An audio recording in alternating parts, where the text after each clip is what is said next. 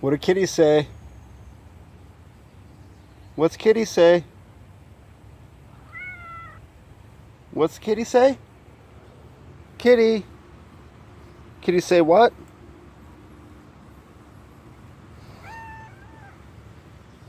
Alright, thank you for the intro, Shitty Kitty. Today, we're going to be replacing a fuel pressure regulator on a 1990 740 GL 745. It's the wagon. Just picked this one up not too long ago, dirt cheap. If you guys don't know by now, I'm always working on different Volvos, and when certain ones come up where I just can't fucking say no, I buy them. So this right yonder, where the cigarette is chewing, is your fuel pressure regulator. I'm a baller on a budget and can't afford to buy the Bosch one, so I got the board Warner lifetime warranty, yada yada yada. Beefier model. This one's a little smaller. At the store I asked if Bosch injection and Regina injection had different part numbers. Came up to be the same. I couldn't find a little guy like this, and I'm just going to assume that it is the factory one. You got two 10 millimeters, and then number 1 Phillips hose clamp. What I saw in a couple other videos, everybody just goes right in willy-nilly and they replace it. It's super simple. But what I haven't seen, especially when you're working with your fuel system, it is always a great idea to disconnect your battery. So I'm going to start things off by doing that. Disconnecting the battery real quick.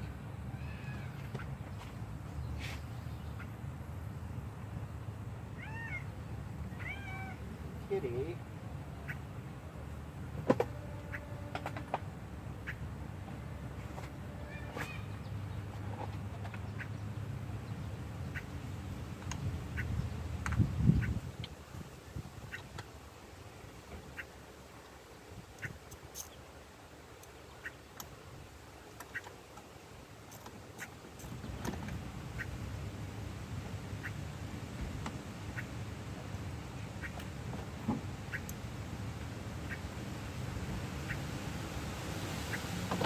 Alright, battery's disconnected.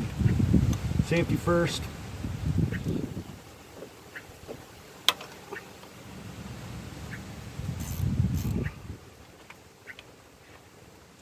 Loosen these up first. Holy smokes.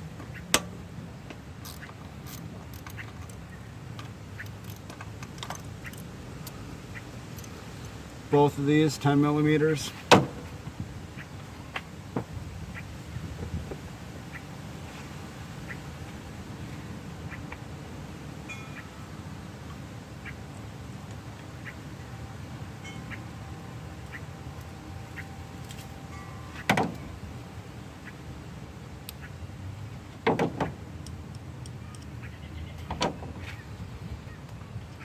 Got your number 1 Phillips hose clamp.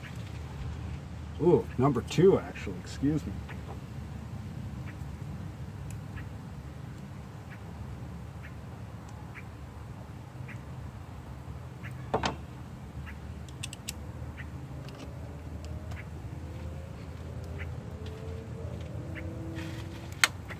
Oh, she was on there good.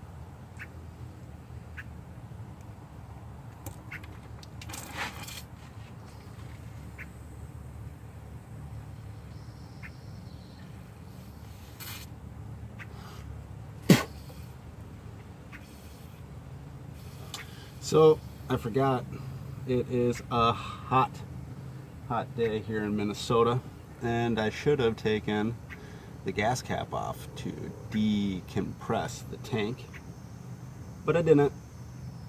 So I'm just going to sit here for a second and let all this pressure piss out.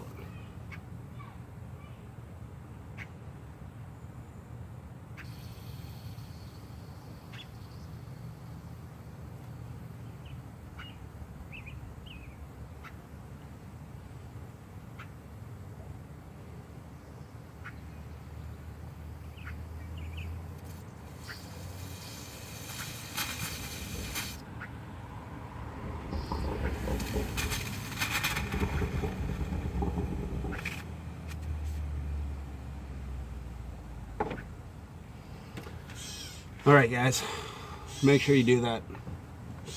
Take your gas cap off and decompress the tank.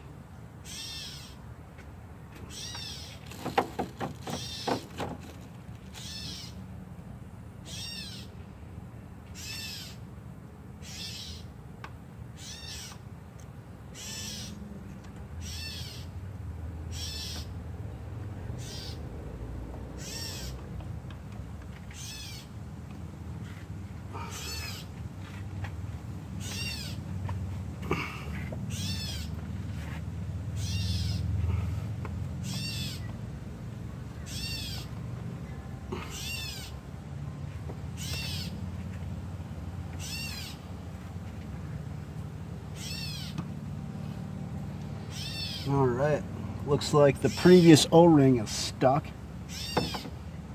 So what I'm going to do is grab a pick and I'm going to pick it out.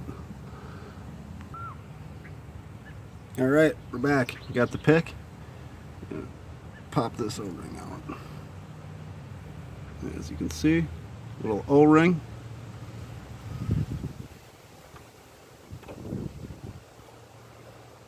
Now the new one should seat properly. Let's give it a shot.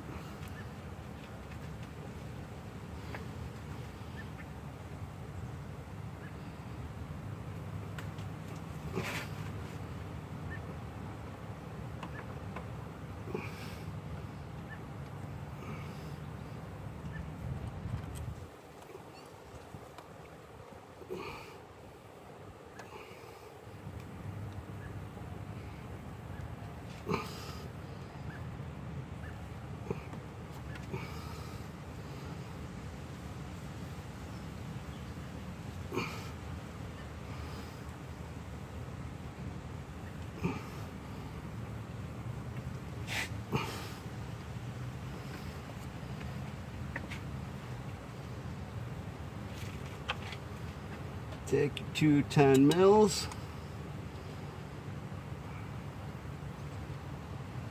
Thread them in by hand.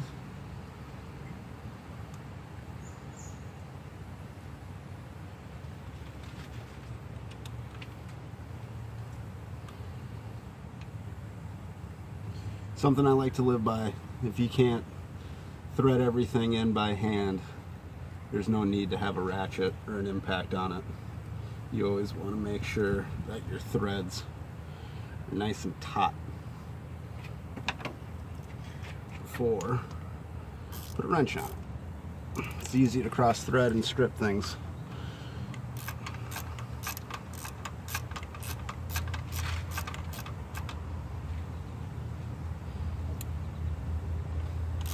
You don't want to go too tight, but we'll put the torque wrench on it.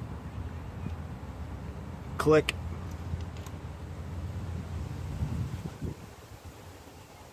Click. Now that everything's properly torqued down, you're going to reinsert your vacuum line. And then make sure you seat this hose all the way.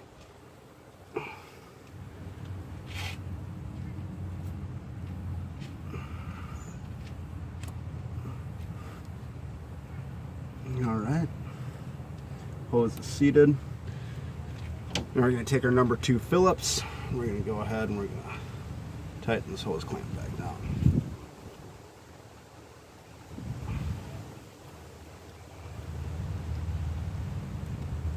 Make sure you don't over torque your hose clamp so it doesn't cut into your hose.